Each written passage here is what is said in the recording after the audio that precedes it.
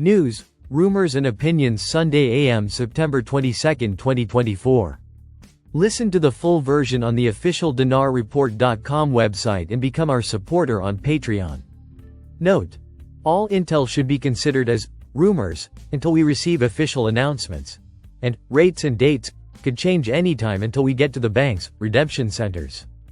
RV excerpts from the Restored Republic via GCR. Update as of Sunday the 22nd of September 2024.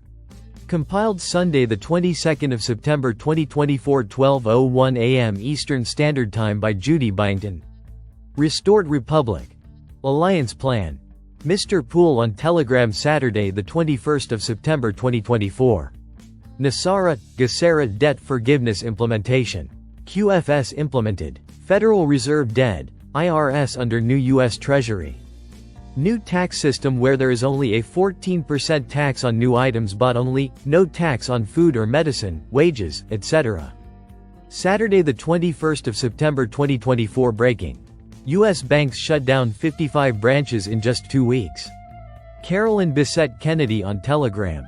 A financial earthquake is shaking the U.S. banking system as Wells Fargo, Chase, Bank of America, and Fulton close 55 branches in just 2 weeks. This isn't just a coincidence. It's part of a bigger shift that you need to be aware of. With Basel III regulations approaching, and a potential government shutdown looming, the entire financial sector is bracing for a massive transformation. Why are these banks shutting down so fast? The answer is simple: the old system is collapsing. The Federal Reserve's rate cuts have already squeezed banks, reducing profit margins and forcing them to cut costs. With physical branches costing millions to operate, banks are ditching them in favor of digital platforms. But this isn't just about saving money, it's about survival. The upcoming Basel III compliance deadline on October 1st is tightening the noose around U.S. banks. With Treasury bonds no longer accepted as collateral under these new regulations, banks are scrambling to restructure their assets. The result? More branch closures, more cost-cutting, and a desperate race to stay afloat. But that's not all. The threat of a government shutdown by October 1st looms large, and if Congress doesn't act fast, the consequences will be catastrophic for the banking sector. A shutdown would cripple federal spending, plunge consumer confidence, and drive banks even further toward a digital-first future. Between August 19th and September 7th, some of the country's largest banks shut down 55 branches across multiple states. Bank of America and Chase led the way with 12 closures each, followed by Wells Fargo and Fulton.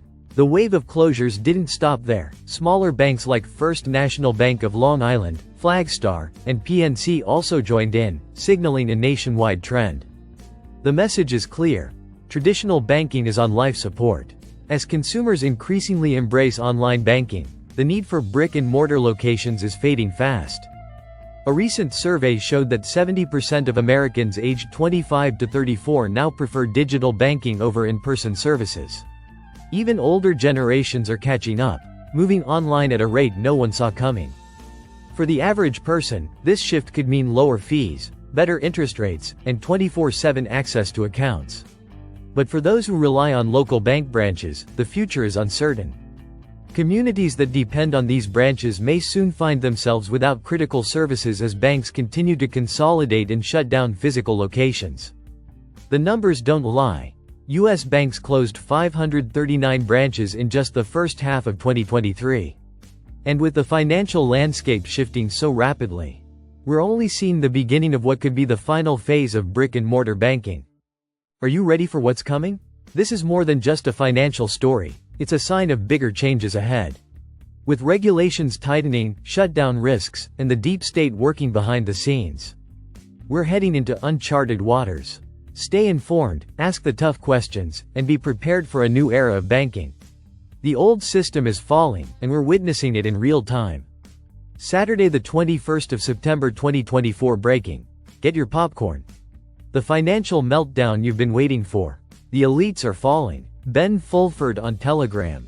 This is the fall of the cabal. Bank crashes. The inevitable consequence of greed. Banks don't just collapse out of nowhere. If you think the recent bank failures are due to mere mismanagement or bad luck, it's time to wake up. This is a calculated takedown. The banking sector is in free fall.